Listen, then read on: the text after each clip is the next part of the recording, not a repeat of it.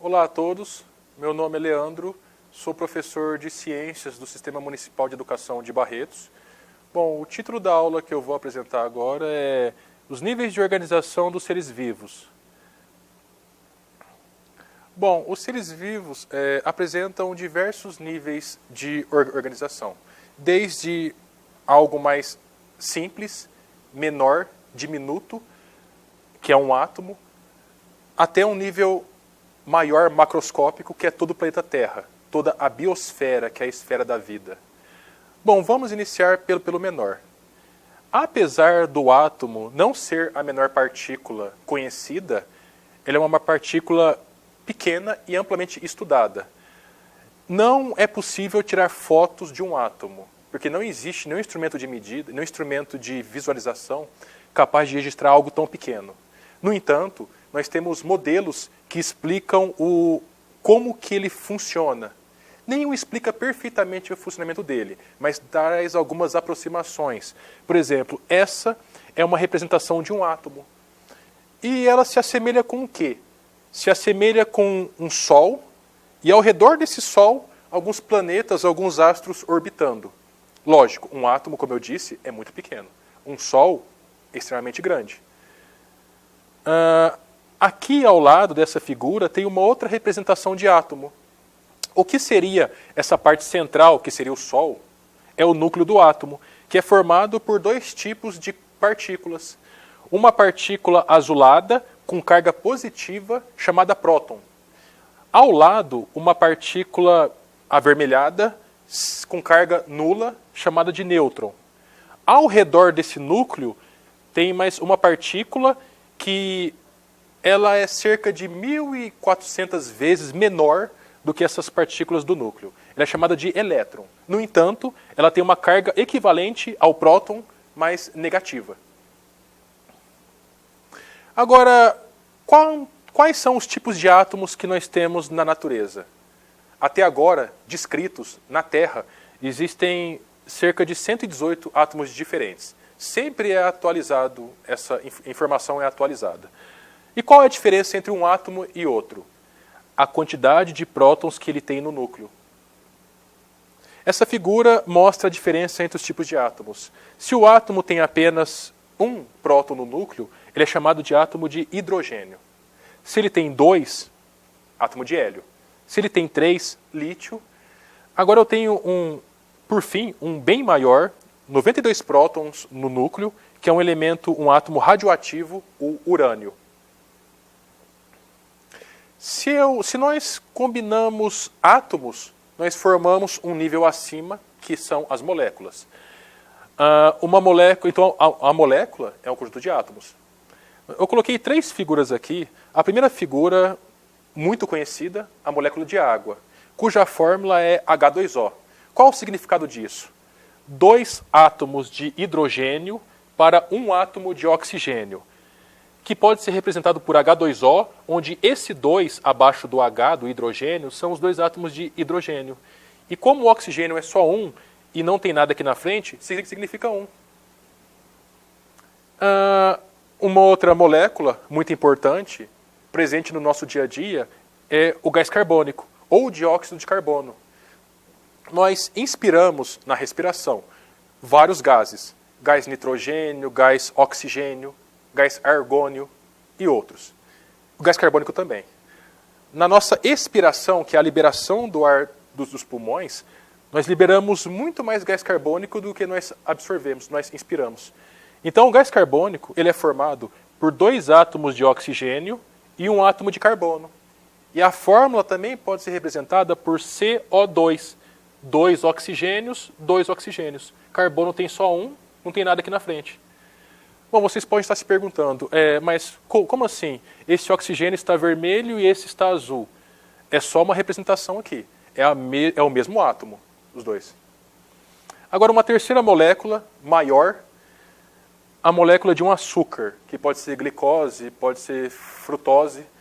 É a principal fonte de energia dos seres vivos, os açúcares. A fórmula é 6 átomos de carbono, 12 átomos de hidrogênio e 6 átomos de oxigênio. é uma molécula relativamente maior do que essas duas, mas existem moléculas centenas de vezes maiores do que esse açúcar. O amido é um exemplo. Bom, no nível superior, no nível acima, quando eu tenho várias moléculas agrupadas, eu tenho uma organela ou organoide. Quando eu tenho várias organelas reunidas, eu tenho uma célula. Começar pelas células. O que vem a ser uma célula? É a unidade da vida. A partir das células, nós podemos começar a discutir sobre a ideia de vida, porque elas têm vida. Célula, 3 tipos diferentes eu coloquei aqui. Uma célula animal, típica de animais, lógico. Célula vegetal, típica de plantas. E célula bacteriana. A bacteriana é muito mais simples, tem menos organelas. Agora, a célula vegetal e animal são mais complexas. Eu acho que é interessante fazer uma comparação, uma analogia entre uma célula e uma fábrica, onde cada organela é um componente dessa fábrica. Por exemplo, quem é o gerente de uma fábrica? Aquele que comanda. Quem que comanda as atividades dentro de uma célula? O núcleo, que é essa região central. Dentro do núcleo tem o DNA, o material genético, que é ele que controla as atividades de uma célula. Agora, por sua vez, quando nós respiramos, o oxigênio vai para os pulmões, entra na corrente sanguínea e é direcionada para as células. Na célula, esse oxigênio vai para as mitocôndrias, que é essa organela aqui, avermelhada, e lá também terá moléculas de açúcar, que eu mostrei no slide anterior. O oxigênio vai quebrar o açúcar e liberar a energia, que é essa energia que eu estou utilizando aqui agora para poder dar essa aula, e vocês estão acompanhando em casa, fazendo anotações, gastando essa energia que a mitocôndria está produzindo. Bom, quando eu agrupo células, eu reúno elas, eu formo um tecido.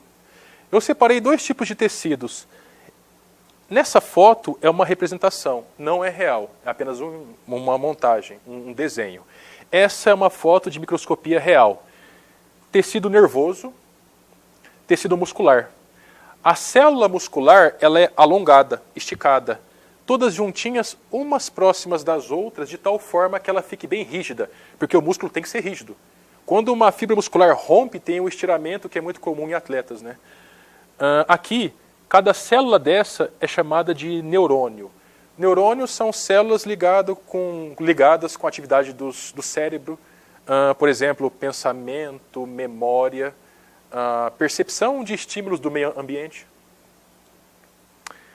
Agora, quando eu agrupo os tecidos, eu formo os órgãos. Aqui eu separei 3 órgãos conhecidos.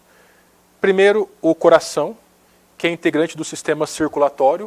O coração é uma bomba que bombeia o sangue para o resto do corpo, para as diversas partes do corpo, né? Esses órgãos aqui, um par de órgãos que fica na região da barriga, em formato de caroço de feijão, do tamanho aproximadamente do punho, são os rins, que têm a função de filtrar o sangue, remover as impurezas e produção da urina. Esse outro órgão aqui, avermelhado, é o fígado. Bom, quando nós reunimos órgãos, nós formamos os sistemas. Novamente, o coração, formando o sistema circulatório. Junto do coração, nós temos artérias, temos veias, nós temos vênulas, temos capilares, arteríolas. Isso tudo distribui o sangue para o corpo inteiro. E dentro do sangue nós temos oxigênio, nós temos nutrientes para nutrir todo o corpo, as células do corpo.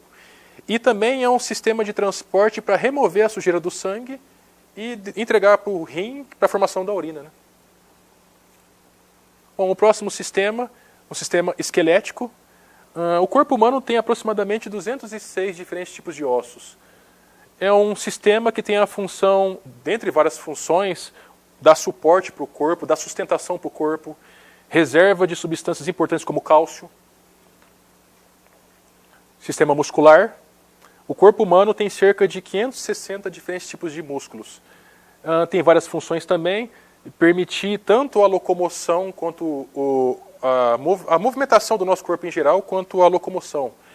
ela tem a função também de produção de calor, energia para o nosso corpo.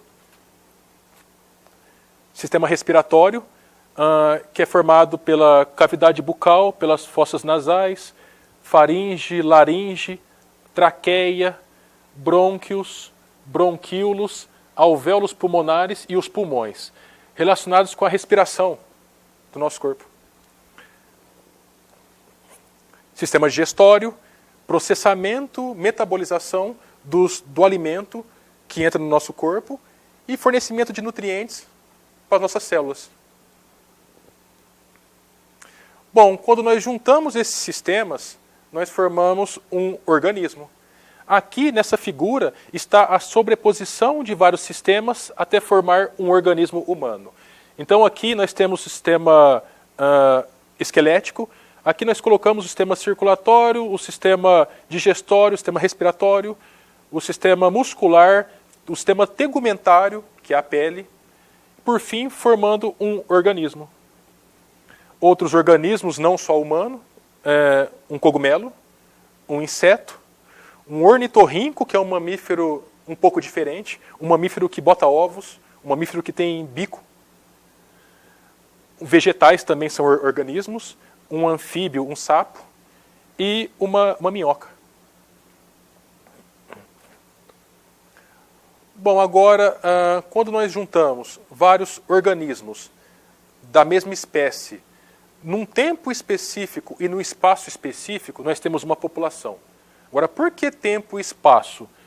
Porque, imagine uma população humana, a população de seres humanos de Barretos. Por que tempo? Os seres humanos que habitam hoje Barretos é a mesma população das pessoas que viveram há 10 mil anos, há 10 anos? Que viverão daqui a 10 anos? Não, populações diferentes. E por que espaço? A população de Barretos é a mesma de Colina, de Bebedouro, de São José do Rio Preto? Não. Então, população, esse conceito, é sempre ligado com o tempo e com o espaço. Então, aqui, uma pequena população de chimpanzés, uma população de zebras, de elefantes, de suricatos ou suricates, uma população de tuiuius, uma população de flamingos rosa, de aves, ave pinguim e ave arara azul, e vegetais também tem populações, musgos, uma população de musgos. Quando, na sequência, nós agrupamos várias populações no tempo e no espaço, nós temos uma comunidade. Duas figuras. Essa figura aqui, uma comunidade na savana africana, onde tem 3 populações visíveis. Temos girafas, zebras e gazelas. Lógico, tem outras populações aqui nesse ambiente. Tem bactérias, tem fungos, outros animais dispersos aqui, aves. Agora, uma comunidade aquática, alguns peixes, várias populações, tem peixes com coloração azulada, amarelada, com tom róseo e outros animais, outros seres vivos presentes ali também. Quando nós agrupamos várias comunidades, vários seres vivos, num tempo e num espaço específico, e além disso, nós nos preocupamos com a parte não viva, ou seja, o que não tem vida nessa foto? A água, nós temos um solo, areia no fundo, nós temos gases dissolvidos nessa água. Então, tanto a parte viva quanto a parte não viva, juntas, interagindo, forma um ecossistema. Agora, vários ecossistemas, por sua vez, formam toda a biosfera. Ou seja, biosfera, bio significa vida. Esfera, um círculo, que é o formato da Terra, um círculo com os polos levemente achatados. A esfera da vida é um local onde é possível que haja seres vivos, né? Lógico, seres humanos já saíram dessa região e vieram para a região do espaço, né? Mas grande parte fica concentrada a uma altitude de até um quilômetro, mais ou menos. Enfim, esse era o conteúdo que eu queria ter apresentado. Espero que tenha apreciado esse conteúdo e bons estudos a todos.